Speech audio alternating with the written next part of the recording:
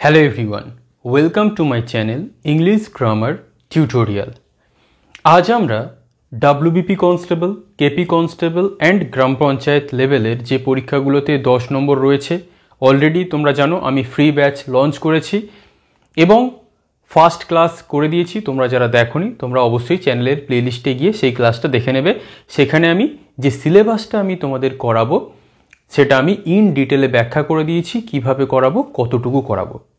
আজকে যে প্রথম ক্লাসটা আমি তোমাদের করাবো সেই ক্লাসটা বলতে পারো ইংলিশ গ্রামারের একটা বেসিক ক্লাস। অর্থাৎ তোমরা দেখো 100 তলা বিল্ডিং হোক বা 1 তলা বিল্ডিং, আমাদের কিন্তু ফাউন্ডেশন বা যে ভিত সেটা কিন্তু দিতেই হয়। 100 তলা বিল্ডিংয়ে অনেক বেশি ভিত দিতে হয়, 1 তলা বিল্ডিংয়ে একটু কম ভিত দিতে হয়। তাহলে সেই ভিত দেওয়ার কাজটা ইংলিশ গ্রামারে কে করে? ইংলিশ গ্রামারের বেসিক নলেজ। এবং আজকে আমি তোমাদের যে ক্লাসটা প্রোভাইড করব সেটা আমি তোমাদের গ্যারান্টি দিয়ে বলতে পারি এই রকম কন্টেন্ট তোমরা ইউটিউবে কোথাও পাবে না। কেন পাবে না? কারণ তোমরা সব জায়গায় দেখবে কিছু কোয়েশ্চেন্স, কিছু প্রশ্ন উত্তর, এই সব কিছু। কিন্তু আমি যখন তোমাদের বলেছি ফ্রি কোর্স, তো ফ্রি কোর্স। ফ্রি মানে এটা নয় যে আমি তোমাদের কিছু প্রোভাইড করবো না, যাচ্ছে তাই করে কয়েকটা কোয়েশ্চেন অ্যান্সার করিয়ে ছেড়ে দেবো না। টু দ্য পয়েন্ট 10 নম্বরের জন্য ভোক্যাব, গ্রামার যতটুকু প্রয়োজন সবটাই আমি ইউটিউবে প্রোভাইড করব। তাহলে বেশি কথাই যাব না, কারণ আমি বিশ্বাস করি কথা কম কাজ বেশি। আমি ক্লাসে বেশি বক বক বা সময় নষ্ট পছন্দ করি না, কারণ আমি জানি তোমাদের একটা সময়ের মূল্য আছে। ক্লিয়ার? তাহলে আজকে আমরা ফার্স্ট যে টপিকটা কভার করব সেটা হচ্ছে কি basic of English grammar. Basic of English grammar. আচ্ছা, অনেকে তোমাদের এরকম একটা কোয়ারিজ এসছে যে স্যার আপনি কেন ডিজিটাল বোর্ডে পড়াচ্ছেন না? তার উত্তর আমি দিচ্ছি। ডিজিটাল বোর্ডে আমি পড়াতে পারবো না এটা না, আমার যে চোখ সেটা পারমিট করে না, ডক্টরের বারণ আছে। ডিজিটাল বোর্ড আমার চোখের পক্ষে খুবই ক্ষতিকারক, সেই জন্যে আমি তোমরা দেখবে ডিজিটাল বোর্ডে পড়াই না। আমার যে পেড ব্যাচগুলো আছে সেগুলো আমি ট্যাবের মাধ্যমে পড়াই বা আইপ্যাডের মাধ্যমে পড়াই। তোমাদের যে ভোক্যাবের ক্লাসগুলো আমি দেব বা কিছু কোয়েশ্চেন অ্যান্সার বা মাঝে মাঝে দেখবে তোমরা ট্যাবের মাধ্যমে ক্লাসগুলো পাচ্ছ। ক্লিয়ার? এবং গ্রামারের যে বেসিক ক্লাসগুলো থাকবে সেগুলো তো আমি বোর্ড ওয়ার্কের মাধ্যমেই করাবো, কারণ এখানেই আমি বেশি কমফোর্টেবল ফিল করব তোমাদেরকে এই ব্যাপারগুলো বোঝানোর জন্য। তাহলে এই যে বেসিক অফ ইংলিশ গ্রামার, এই ক্লাসটা তোমাদের সারা জীবন কাজে লাগবে।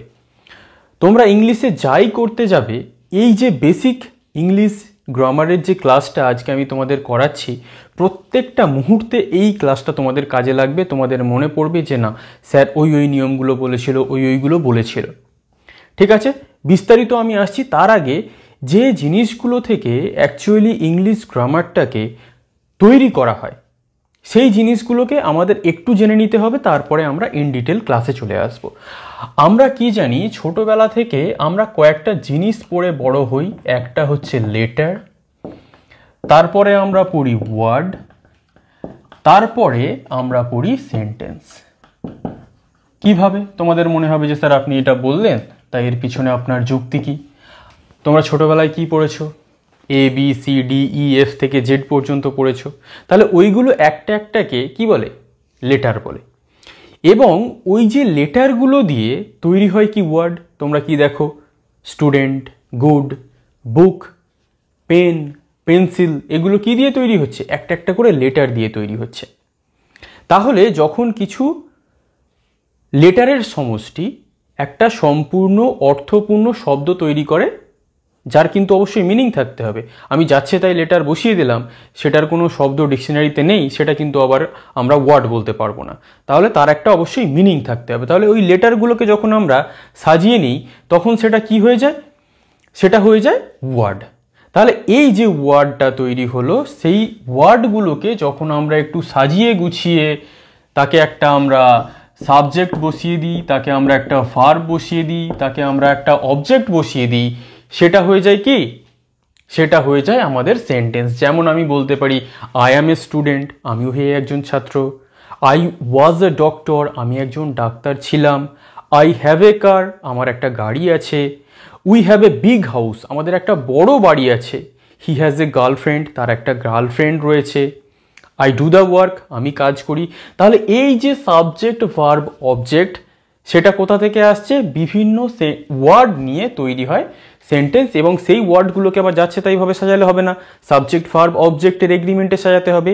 তাহলে এই সম্পূর্ণ ওয়ার্ডগুলো, সেগুলোকে যখন আমরা স্ট্রাকচারালি সাজিয়ে দিই, সেগুলো হয়ে যায় সেন্টেন্স। এবং এই ওয়ার্ডগুলো একটা একটা নাম আছে, একটা নাম নাউন, একটা প্রোনাউন, একটা অ্যাডজেক্টিভ, একটা ভার্ব, একটা অ্যাডভার্ব, একটা প্রেপোজিশন, একটা কনজাংশন, একটা ইন্টারজেকশন, যেটা তোমরা কখন শিখেছো? ছোটোবেলায় পার্টস অফ স্পিচ শিখেছো।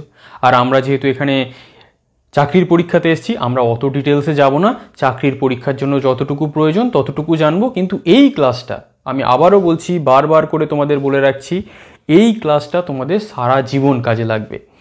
তাহলে এই যে সেন্টেন্সটা আমরা শিখলাম, এখান থেকেই আমাদের ইংলিশ গ্রামারের যাবতীয় জিনিসপত্র তৈরি হয়। তোমরা বুকস দেখবে, যাই দেখবে, সব কিছুর উপরে কে? এই সেন্টেন্স। এবং সবথেকে মজার বিষয় হলো, আমরা যদি এই সেন্টেন্সটাকে সঠিকভাবে সাজাতে না পারি, তাহলে কি আমরা ইংলিশ গ্রামার কোনোদিনও শিখতে পারবো না।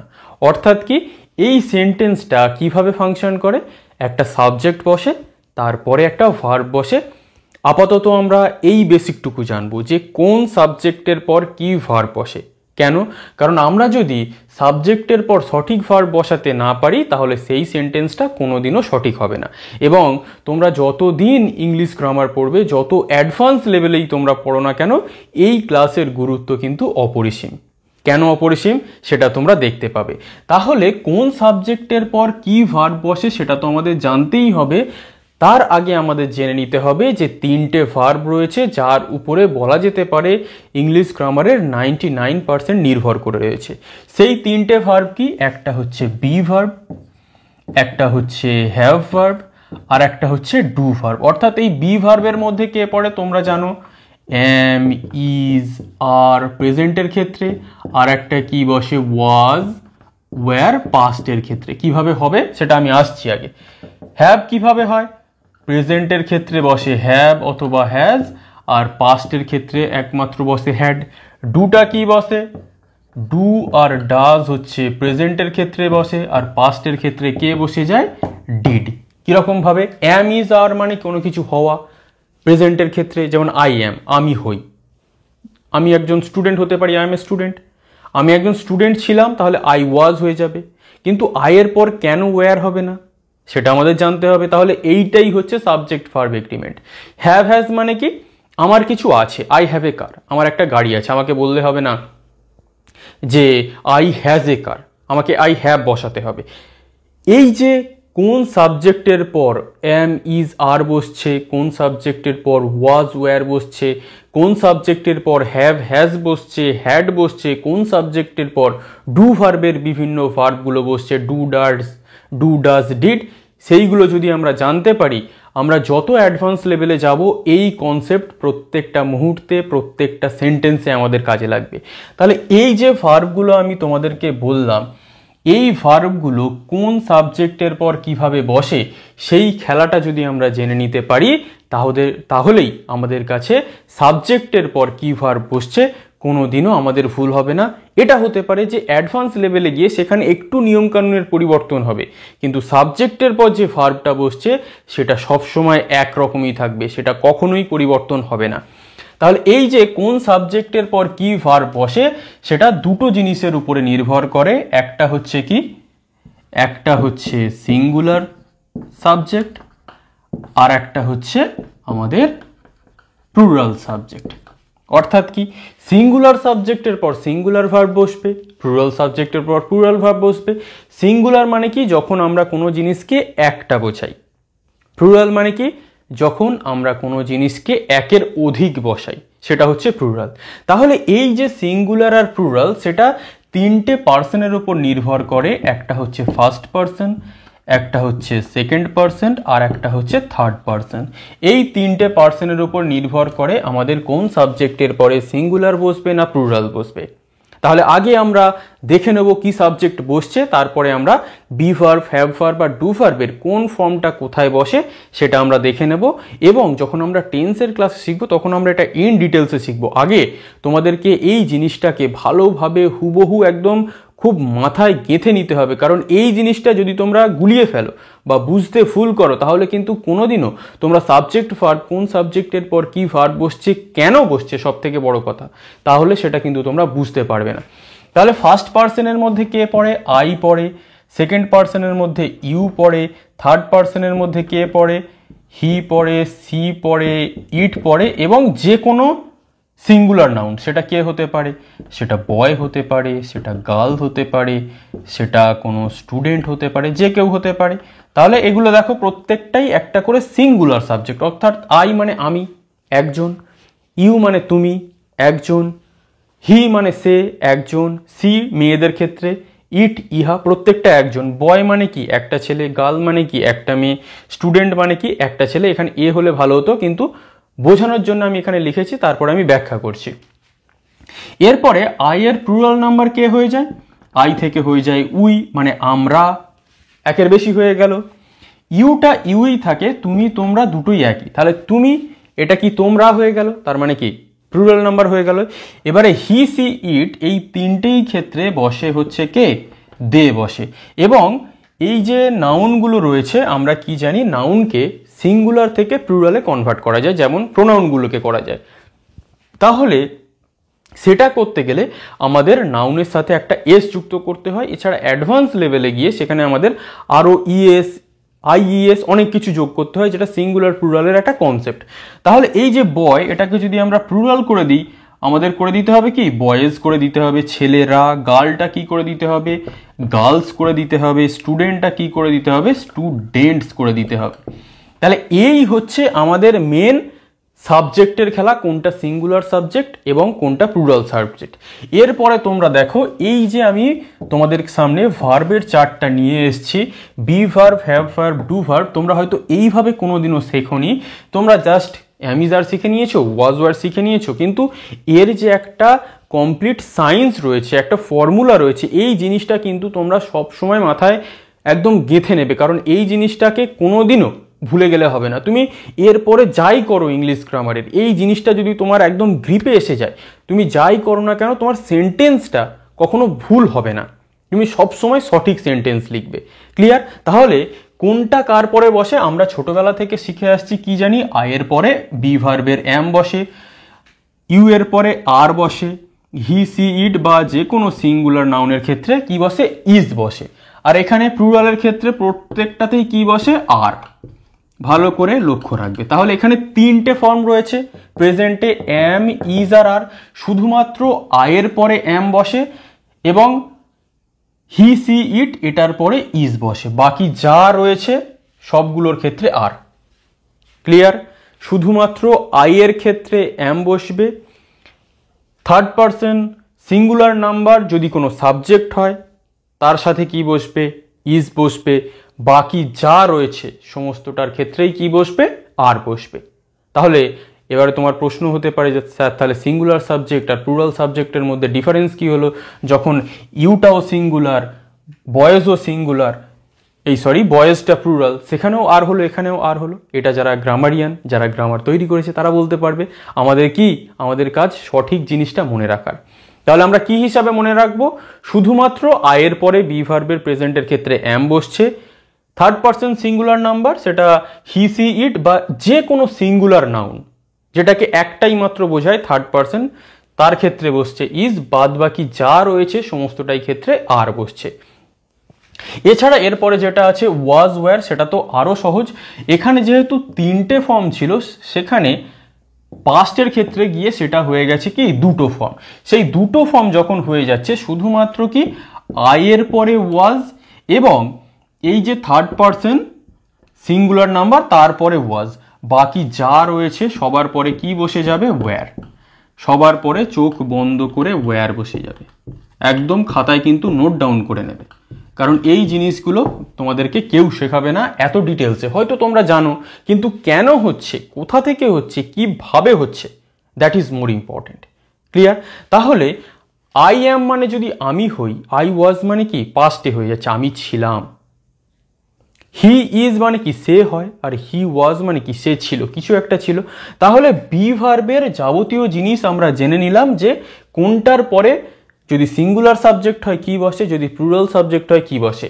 অ্যাম ইজ আর যেহেতু তিনটে ফর্ম রয়েছে, আই এর পরে শুধুমাত্র অ্যাম বসে, থার্ড পারসন সিঙ্গুলারের ক্ষেত্রে শুধুমাত্র ইজ বসে, বাকি যা সাবজেক্ট হবে সবার ক্ষেত্রে কি বসবে, আর বসবে। বিশেষ করে যদি কোনো প্লুরাল নাম্বারে সাবজেক্ট হয় সেখানে তো আর কোনো কথাই নেই। প্লুরাল নাম্বারে কিভাবে মনে রাখবে, দুটোর পরেই আর, আর ই আর, আর এখানেও আর ই আর, একটা হচ্ছে এ আর ই আর, একটা হচ্ছে ডাব্লিউ ই আর ই ওয়্যার। তাহলে দুটো প্লুরাল নাম্বারের ক্ষেত্রেই সাবজেক্ট যখন প্লুরাল নাম্বার হবে, বি ভার্বের কে বসছে, প্রেজেন্টেও আর ই, পাস্টেও আর ই, প্রেজেন্টে এ আর ই, পাস্টে ডাব্লিউ ই আর ই ওয়্যার। তাহলে কেউ কিছু ছিল। এবং এই যে জিনিসটা সব থেকে আমরা এই থার্ড পার্সনে এসে গন্ডগোল করি। কেন গন্ডগোল করি? কারণ আমরা এই প্রোনাউন আর নাউনটাকে একটু গুলিয়ে ফেলি। প্রোনাউন আর নাউনটাকে গুলিয়ে ফেলার বিষয় নেই, তোমরা মাথায় রাখবে যে এটা হচ্ছে সিঙ্গুলার, মানে এখানে সব কটাকে একটা একটা করে বোঝানো হয়েছে। এবং এই যে পোর্শনটা রয়েছে বয়েজ, গার্লস, দেখো এস যুক্ত হয়েছে বলে ওগুলো সব প্লুরাল হয়ে গেছে, এবং দে মানে তাহারা, একের বেশি, সেটাও প্লুরাল হয়ে গেছে। তাহলে শুধুমাত্র আই এবং থার্ড পার্সনের ক্ষেত্রে ওয়াজ বসছে, বাকিগুলো সমস্তটাই ক্ষেত্রে ওয়্যার বসছে, এবং প্লুরাল নাম্বারের ক্ষেত্রে তো পুরোটাই ওয়্যার বসছে। ক্লিয়ার? তাহলে এরপরে আমরা কি জানবো, হ্যাভ হ্যাজ। হ্যাভ হ্যাজ মানে কি, থাকা, আর হ্যাড মানে কি, ছিল।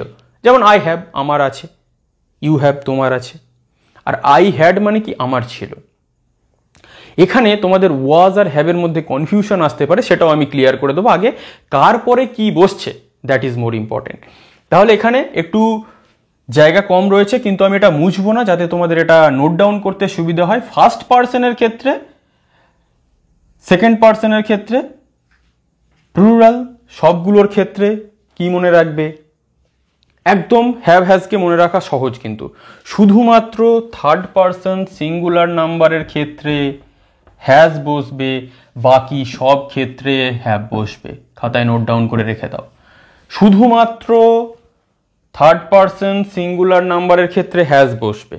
আবারও কি বলছি, সাবজেক্ট যখন হবে থার্ড পার্সন সিঙ্গুলার নাম্বার, অর্থাৎ থার্ড পার্সন আমরা আরও কিভাবে আইডেন্টিফাই করব, আমি, আমরা, তুমি, তোমরা ছাড়া পৃথিবীতে বাদ বাকি যা আছে সবটাই থার্ড পার্সন। তাহলে সেটা সিঙ্গুলার নাউন হোক বা হি সি ইট হোক, যাই হোক, সেটা যখনই থার্ড পার্সন হয়ে যাবে, আমি চোখ কান বন্ধ করে যদি সেটাকে আমাকে হ্যাভ ভার্ব বসাতে হয়, আমি হ্যাজ বসিয়ে দেবো। এটাই হচ্ছে নিয়ম। তাহলে বাকি যা রয়েছে, যে সাবজেক্টগুলো একটু আগে ব্যাখ্যা করছি, তারপরে কি বসবে, আই হ্যাভ। যেমন আই হ্যাভ এ কার, আমার একটি গাড়ি আছে, কিন্তু যদি আমি বলি দ্য বয়, তার মানে কি, দ্য বয় মানে কি, ছেলেটা, তাহলে সেটা কি হয়ে গেল, third person singular number, the boy has a car হয়ে যাবে। তখন দ্য বয় যেহেতু সাবজেক্ট, তারপরে বসে যাবে হ্যাজ। তাহলে একদম ক্রিস্টাল ক্লিয়ার। এবং হ্যাডটাকে তো মনে রাখারই ব্যাপার নেই, সাবজেক্ট যাই হোক না কেন, হ্যাডের কোনো পরিবর্তন হবে না।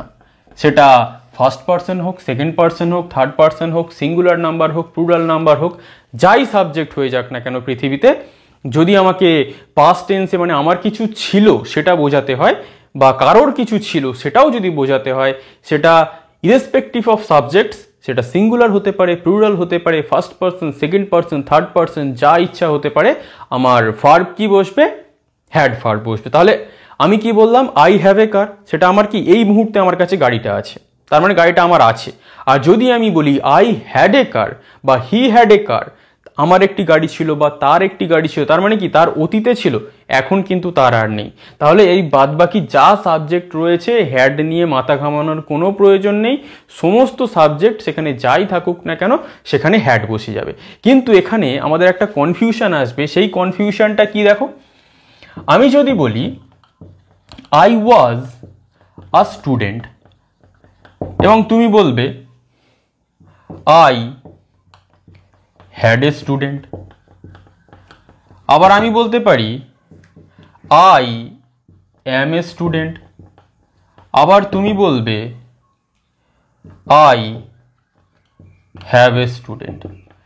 তাহলে দুটোই যদি হয় বা আছে বোঝায়, তাহলে এর মধ্যে আমি ডিফারেন্সটা কি করে ক্রিয়েট করব, কোনটা কি বোঝাতে চাইছে। ক্লিয়ার?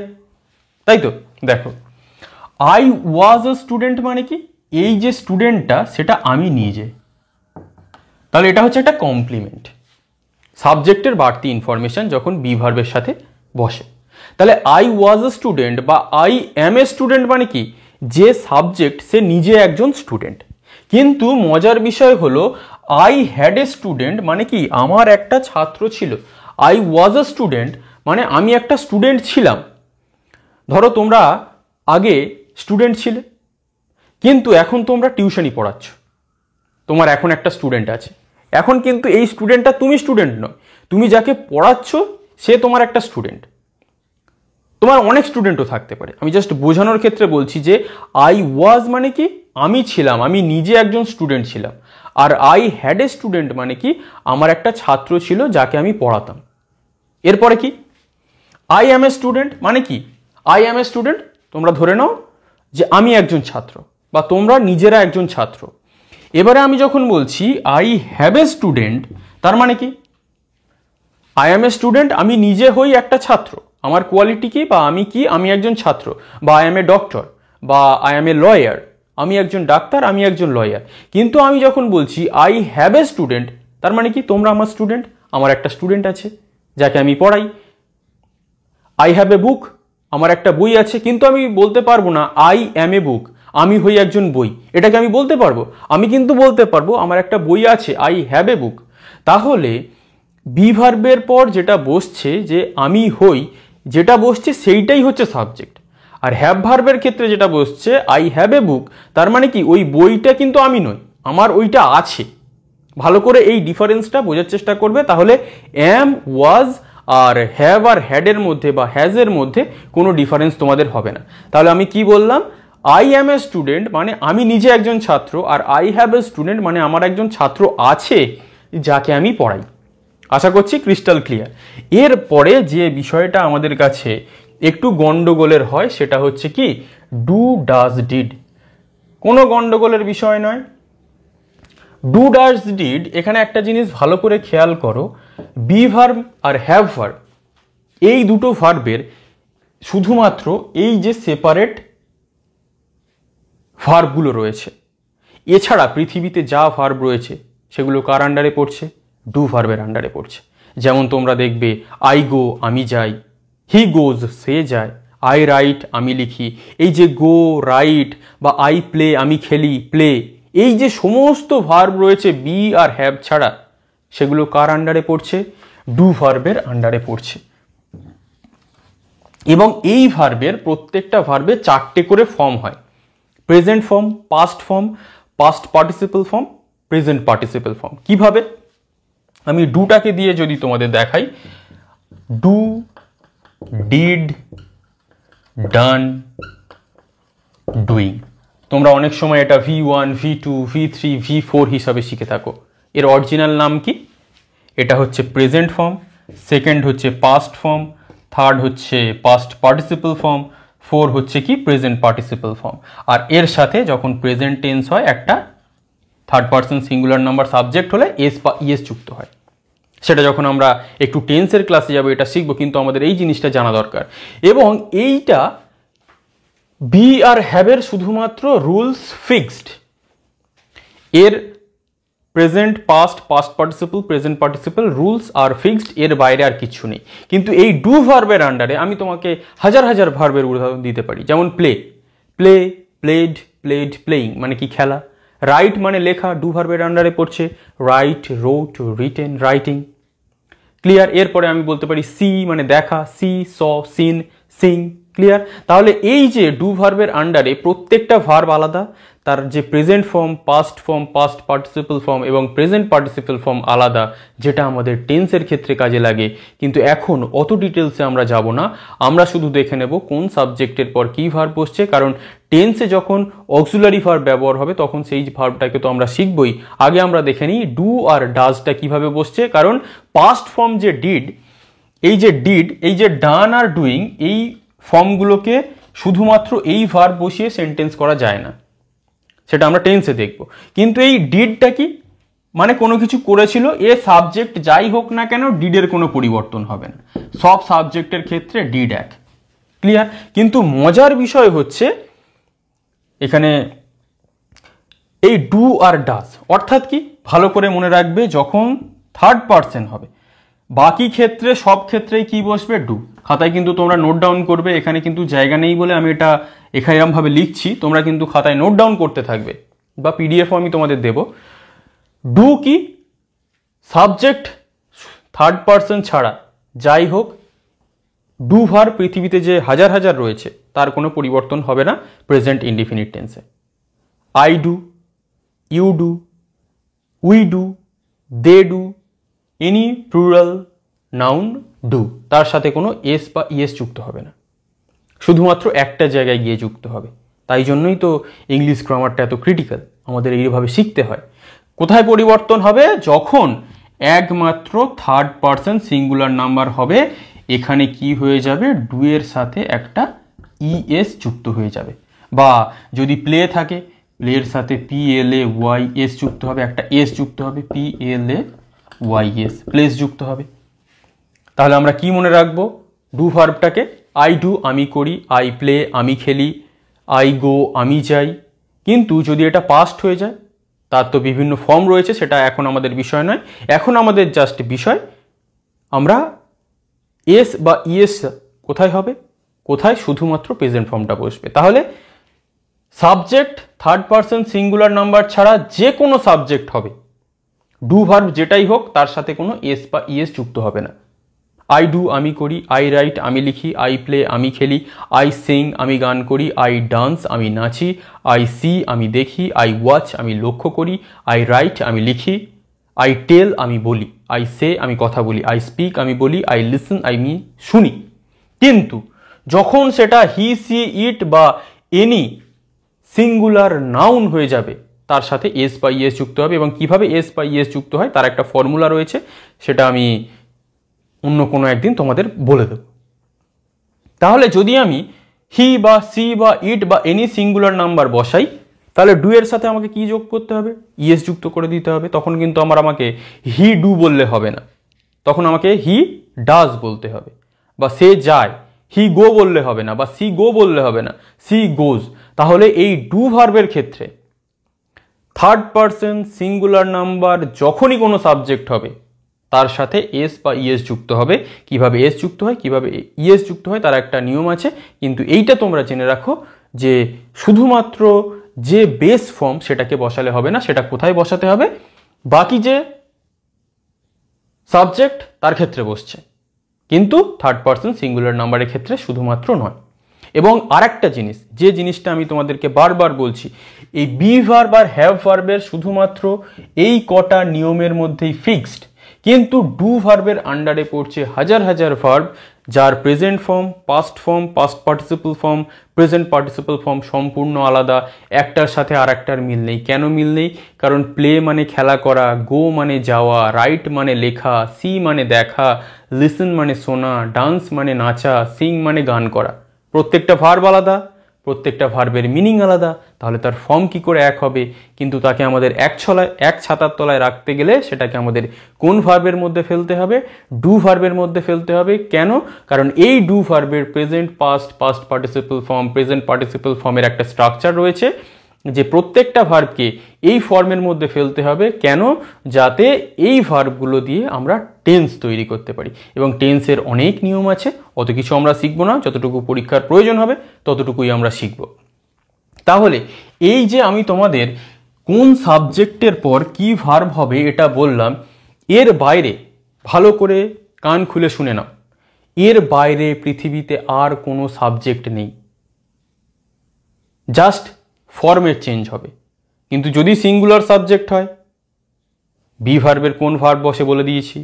যদি প্লুরাল সাবজেক্ট হয়, বি ভার্বের কোন ভার্বের ফর্ম বসে সেটাও বলে দিয়েছি। যদি সিঙ্গুলার সাবজেক্ট হয়, হ্যাভ ভার্বের কি বসে বলে দিয়েছি। যদি প্লুরাল সাবজেক্ট হয়, হ্যাভ ভার্বের কোন ফর্ম বসে বলে দিয়েছি। হ্যাড তো সব ক্ষেত্রেই এক। আর ডু ভার্বের ক্ষেত্রে শুধুমাত্র থার্ড পারসন সিঙ্গুলার নাম্বার যখন হবে সাবজেক্ট, তখন কি হবে? ভার্বের সাথে এস বা ইএস যুক্ত হবে। বাদ বাকি ক্ষেত্রে কোনো এস বা ইএস যুক্ত হবে না। এবং ডিড সব ক্ষেত্রেই এক। আই ডিড, হি ডিডস নয়। আমি বললাম আই ডিড আমি করেছিলাম, বা আই ওয়েন্ট আমি গিয়েছিলাম, আমি কিন্তু বলবো না যে আই ডিআইডিএস, আই ডিডস আমি করেছিলাম। না, ডিডের সাথে কোনো এস বা ইএস যুক্ত হয় না, কারণ এটা ভার্বের পাস্ট ফর্ম। তাহলে পাস্ট ফর্মের নো চেঞ্জেস, কোনো পরিবর্তন হবে না। যা সাবজেক্ট চোখ কান বন্ধ করে পাস্ট ফর্ম সেটা। এই হচ্ছে ইংলিশ গ্রামারের বেসিক। কেন বেসিক? কারণ কোন সাবজেক্টের পর কি ভার্ব বসে এটাকে যদি আমি আমার মাথায় ক্লিয়ার করতে না পারি, তাহলে সারা জীবন যাই সেন্টেন্স আমার সামনে আসবে মনে হবে এটা কেন বসলো, এই ভার্বটা কেন হলো, সেই ভার্বটা কেন হলো, কেন আয়ের পরে অ্যাম হলো, কেন আয়ের পরে আর হলো না। তাহলে এই যে রুলস, এই রুলসটা সারা জীবন তোমাদের মনে রাখতে হবে। কোনো দিনও কোন সাবজেক্টের পরে কি ভার্ব বসে অন্তত পক্ষে আশা করব আমি একটা সম্পূর্ণ ছবি আমি তোমাদের সামনে তুলতে পেরেছি যে কোন সাবজেক্টের পরে কি ভার্ব বসে সেটা আমাকে খুব ভালোভাবে জানা দরকার। কারণ প্রত্যেকটা পদক্ষেপে যখনই আমি ইংলিশ গ্রামার শিখতে যাব, সে আমি যাই শিখি না কেন, এই ক্লাসটা তোমাদের মনে পড়বে। কারণ কোন সাবজেক্টের পর কি ভার্ব বসে আমি কিন্তু বারবার প্রত্যেক ক্লাসে ব্যাখ্যা করতে পারবো না। সেই জন্য আমি যখনই কোনো ব্যাচ খুলি এই একটা ক্ল্যারিটি স্টুডেন্টদের মধ্যে দেওয়ার চেষ্টা করি, যাতে অন্ততপক্ষে তারা এটা বুঝতে পারে যে না, এই সাবজেক্টের পরে এই ভার্ব বসা উচিত। এই যে আমি কিছু এক্সাম্পল সাবজেক্টে দিয়েছি, ওখানে কিন্তু সাবজেক্ট অনেক রকম হয়ে যেতে পারে, কিন্তু সাবজেক্টের পরিবর্তন কোনটা হবে না? সিঙ্গুলার আর প্লুরালের পরিবর্তন হবে না। তাহলে তোমরা জেনে যাচ্ছ সিঙ্গুলার হলে কি বসে, প্লুরাল হলে কি বসে, এবং এই তিনটে পার্সনের বাইরে কোনো সাবজেক্ট হয় না। যাই সাবজেক্ট হতে হবে এই তিনটে পার্সনের মধ্যে আসতে হবে, সিঙ্গুলার আর প্লুরালের মধ্যে আসতে হবে। তাহলে এর মধ্যে যদি তোমরা রুলে ফেলে দাও, তোমরা তো বি, হ্যাভ, ডু জানো কোথায় বসছে। তাহলে এই ক্লাসটা একটা গেম চেঞ্জার ক্লাস, যেটা আমাদের ইংলিশ গ্রামারের বেসিক ভিতটাকে মজবুত করে দেবে। আশা করব এই ক্লাসটা তোমাদের একটা চোখ কান খুলে দেবে, তোমাদের সামনে একটা জ্বলন্ত ছবি সাবজেক্ট ভার্ব সম্পর্কে তুলে ধরবে, যাতে করে তোমরা কোনোদিনও আর এটা ভুল করবে না বা বুঝতে অসুবিধা হবে না কোন সাবজেক্টের পরে কি ভার্ব বসলো, কেন বসলো। ক্লিয়ার? তাহলে এই ছিল আমাদের ইংলিশ গ্রামারের ক্লাস, বেসিক ইংলিশ গ্রামারের ক্লাস। আশা করছি আমি তোমাদের সামনে ক্রিস্টাল ক্লিয়ার করতে পেরেছি বিষয়টা। যদি তোমাদের মনে হয় এরপরেও কোনো তোমাদের কোয়ারিজ রয়েছে, অবশ্যই তোমরা কমেন্ট করবে, এবং ক্লাসের পিডিএফগুলো পাওয়ার জন্য অবশ্যই তোমরা আমার টেলিগ্রাম চ্যানেলে জয়েন করে যাবে। ডাইরেক্ট ডিসক্রিপশানে লিঙ্ক দেওয়া আছে, সেখান থেকে জয়েন করতে পারো, বা টেলিগ্রামে গিয়ে ইংলিশ গ্রামার টিউটোরিয়াল বলে সার্চ করবে, আমার ছবি আসবে। সেখানে সবে আমি নতুন করে চ্যানেলটাকে আবার রিওপেন করেছি, ওই 4000-এর মতো সাবস্ক্রাইবার তোমরা দেখতে পাবে, সেখানে তোমরা জয়েন করে যাবে। এবং এই কোর্সটা তোমরা যেমন ভালোবাসা দিচ্ছ সেইভাবে ভালোবাসা দিতে থাকো। অবশ্যই একটা করে লাইক আমি যেন ভিডিওতে দেখতে পাই। এই নয় যে তোমরা লাইক না দিলে আমি ক্লাস করাবো না, কিন্তু যত তোমরা লাইক দেবে তত আমার একটু মনোবলটা বাড়বে যে না, আরও ভালো ভালো কন্টেন্ট, প্রিমিয়াম কন্টেন্ট দিতে হবে, এবং খুব উৎসাহের সঙ্গে দিতে হবে। তোমরা না লাইক করলেও দেবো, কিন্তু লাইক দিলে সেই এনার্জিটা 100% থেকে 200% হয়ে যায়। এইটাই হচ্ছে বলার। তাহলে অবশ্যই তোমরা লাইক করে দেবে এবং বন্ধুদের মধ্যে এই কোর্সটা শেয়ার করে দাও, কারণ এত প্রিমিয়াম কন্টেন্ট ফ্রিতে তোমাদের কেউ দেবে না, এতটুকু আমি বলে দিলাম। তাহলে এর পরের ক্লাসে অবশ্যই আমাদের দেখা হবে খুব শীঘ্রই, সোমবার দেখা হবে আশা করছি। ততক্ষণ সবাই তোমরা ভালো থেকো, ক্লাসটা ভালো করে দেখো, খাতায় নোট ডাউন করো। ভোকাবেরও ক্লাস আসতে থাকবে, পরপর আমি সব করিয়ে দেবো। মোটামুটি 3 মাসের আমি টার্গেট রেখেছি কোর্সটা কমপ্লিট করার। ঠিক আছে, তাহলে আজ এই পর্যন্তই। Thank you for watching.